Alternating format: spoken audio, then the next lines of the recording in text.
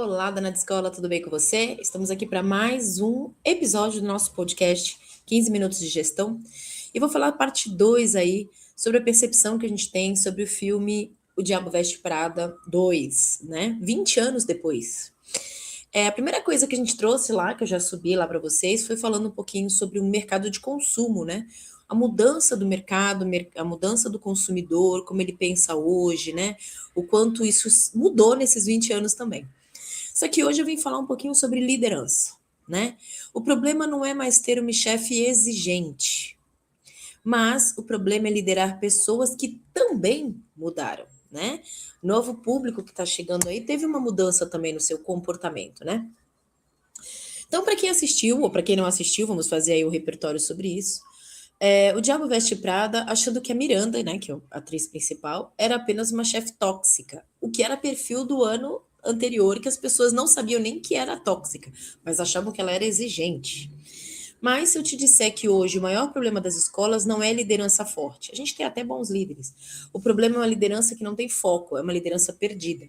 Inclusive, eu tenho meu curso sobre liderança, um curso rápido, trazendo só alguns insights, porque a liderança é uma coisa que você constrói na sua expertise, na sua realidade, na sua vivência. Por isso que eu faço muita mentoria de liderança. Mas vamos lá. A mudança do perfil de chefe. Primeira coisa, vamos falar da Miranda lá, né? No filme, a personagem, ela lidera pela pressão. É a linguagem dela de liderança. Então, ela não explica, ela não acolhe, ela não treina, ela não valida emoções.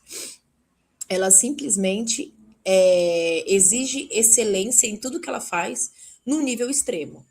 Então, assim, as pessoas, obviamente, já trabalham com ela sob pressão.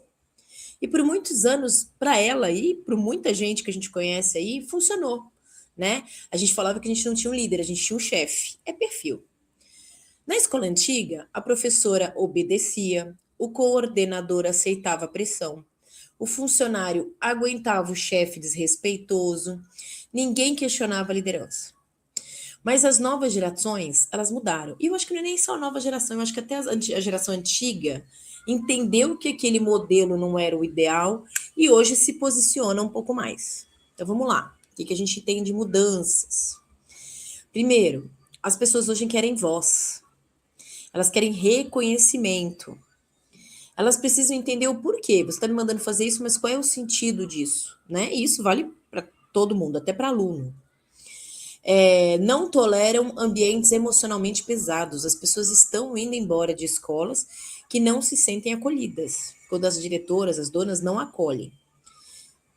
Pedem demissão mais rápido. Antigamente as pessoas ainda esperavam 3 meses de experiência, que era uma experiência tanto do chefe quanto da gente como funcionário. Hoje nem isso. Desconectam emocionalmente. Vou contar até para vocês uma história, né? Em uma das escolas que eu dei aula, a gente tinha o período no início do ano, né, que é a reunião de planejamento. E sempre ali tem uma troca de cadeiras, né? Pessoas que vão, pessoas que vêm, enfim. E entrou uma colaboradora nova, uma professora nova. E aí, no decorrer da reunião, as pessoas foram falando, né, as professores foram falando na pauta do evento do dia, né? Sobre algumas temáticas que precisava ser mudado na escola, revisitado e tal. Essa profissional percebeu que a escola tinha alguns agravantes que na percepção dela não faziam sentido. Ela nem ficou até o final da reunião. Ela levantou e foi embora. Ela nem foi testar para ver se aquilo que ela entendeu que a escola era o que ela tinha entendido mesmo. Ela nem se deu a esse trabalho. Então ali a gente começa a perceber realmente o quanto as pessoas se desconectam emocionalmente e isso também gera uma questão de falta de compromisso, que muita dona de escola também fala para mim. Fala das pessoas que estão sem compromisso, sem responsabilidade. E muitas donas de escola estão sofrendo porque continuam usando o modelo antigo de liderança em pessoas novas que não aceitam mais. Algumas frases que no decorrer do filme, né, ela fala e que hoje teria uma outra leitura. Vamos lá. Todo mundo quer ser como a gente, quer ser como nós, né? Muitos gestores acreditam que trabalhar na escola deles deve ser um privilégio. Nossa, é uma honra trabalhar aqui. Mas hoje, o que vale mais a pena? Salário emocional, isso está sendo muito importante. A cultura da escola, do lugar, do ambiente. O clima, né? Se é um lugar saudável, salutar para eu trabalhar. Inclusive, isso tem muito a ver com o NR1, né? Desenvolvimento importa. As pessoas querem um ambiente onde elas possam também ter espaço para crescer. Crescer como profissionais, crescer como pessoa, como ser humano. A gente tem essa necessidade. E outra, quando você fala de professor, é natural que ele tenha essa necessidade, porque ele imprime isso no outro, né? Se ele ensina o outro a ser melhor, a criança a evoluir, ele também quer evoluir. É natural que a gente passe aquilo que a gente acolhe, né? Vamos dizer assim. A escola não pode depender apenas de ter status, né? Ou pensar que tem. Outra frase que ela fala é a seguinte: os detalhes da sua incompetência não me interessam. Aqui entra um ponto fortíssimo. Liderança escolar não é cobrança, gente. Liderança escolar é formação. Então, assim, se a sua equipe está sempre errando, algum processo está falhando. Eu falo muito disso no meu curso. Faltou processo. Faltou clareza, né? Eu, por exemplo, quando eu percebo assim que a pessoa não entendeu o que eu falei, eu busco outras formas de explicar. Muitas vezes a gente acha que só a forma com que a gente falou a primeira vez foi o suficiente para a pessoa absorver o aprendizado. Nem sempre, né? Então, faltou clareza, faltou treinamento, faltou acompanhamento. Muitas vezes eu já falei isso também. Várias vezes eu treinei equipe no dia seguinte. Eu acabei de ensinar como é que eles tinham que atender. Acabei de ensinar como é que eles tinham que atender o pai presencialmente. No dia seguinte eu ia verificar, eles estavam fazendo errado. Eu falava, meu Deus, mas como assim? Acabei de ensinar. Mas existe também uma coisa chamada acompanhar, porque você tem que mudar a rotina da pessoa. Ela tinha um jeito de falar e agora você tem que condicionar ela para outro, ok? A escola não cresce só cobrando resultado. Ela cresce formando pessoas para irem em busca do resultado. Outra frase que ela usa é: claro, continue nesse ritmo glacial, gelado, parado. A gente não pode hoje ter muito cuidado em relação a humilhar as pessoas, agir de forma pejorativa, né? Pressão, a gente pode causar até um pouco de pressão para que a pessoa se mobilize, mas com respeito, né? Se você tem uma situação que você precisa de urgência, faça isso de uma forma que não humilhe o outro. E lembrando que excelência você pode conseguir com a sua equipe, mas sem necessariamente acabar com ela, principalmente na questão emocional. Porque muitas escolas confundem liderança forte com ambiente pesado. A gente pensando nessa líder, né, que foi a Miranda no filme, enfim, ela não era fraca, ela era extremamente competente, mas ela tinha uma falha, como todos nós podemos ter, né? Ela desenvolvia resultados, mas ela não desenvolvia pessoas. Então, ela ia atrás da meta, mas ela não ia atrás de fazer o processo melhorar. E hoje, uma escola sustentável precisa dos dois. Uma escola pode crescer no grito por um tempo, mas só cresce de forma sustentável quando as pessoas crescem junto. Importante entender algumas dores que a gente tem hoje, né? Alta rotatividade de professores, equipe desmotivada, dono, né, o diretora que vive reclamando que não pode sair da escola. A gente tem aí o evento da Beth Educar, tem dona de escola falando que não pode sair porque tem medo da equipe ficar sozinha. É um dono centralizador. Uma coordenadora sobrecarregada que faz o trabalho dela e de meio mundo. Funcionários inseguros, né, que não se sentem em paz no seu trabalho. Clima emocional pesado.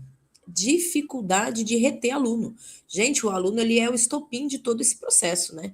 A escola mostra que ela não tem, como é que eu vou falar? Saúde para que os funcionários possam transmitir isso para os alunos. Então, eles acabam saindo mesmo. A escola moderna precisa de menos chefes inalcançáveis e mais líderes que saibam criar cultura. Talvez, gente, o problema da escola não seja só a falta de uma equipe boa, apesar de que a gente sabe que o nível da equipe está ficando muito baixo, porque é o nível do que está chegando no mercado. Um profissional que entrava no mercado no passado, né? Vou falar aí do meu passado, pelo menos que é o que eu tenho mais conhecimento, ele era um bom aluno, ele era um bom filho, ele eram pessoas boas que estavam entrando no mercado. Hoje nós temos pessoas totalmente desconectadas emocionalmente, com muita dificuldade de aprendizagem, chegando no mercado de trabalho com várias deficiências, né? Uma das sofrências maior aí é trabalhar com o mercado de recém-formados dentro de um ambiente profissional, né? Talvez seja um modelo de liderança que não funciona mais. Então tem isso mesmo, a gente já falou, né, sobre o perfil do cliente que mudou, as exigências que estão chegando aí para a gente mudar o ambiente escolar, porque tem gerado realmente resultados negativos. A gente tem que tomar um pouco de cuidado, né? E enquanto algumas escolas ainda lideram no medo, outras estão criando equipes engajadas, fortes e leais. Então, eu penso assim, um dos pontos mais importantes dessa temática que a gente está trazendo, né? Quando eu falo de liderança, muitas vezes a gente pensa assim, nossa, líder tem que ser um cara ultra capacitado, tem que ser uma pessoa que fale 50 línguas, que tenha 200 formações.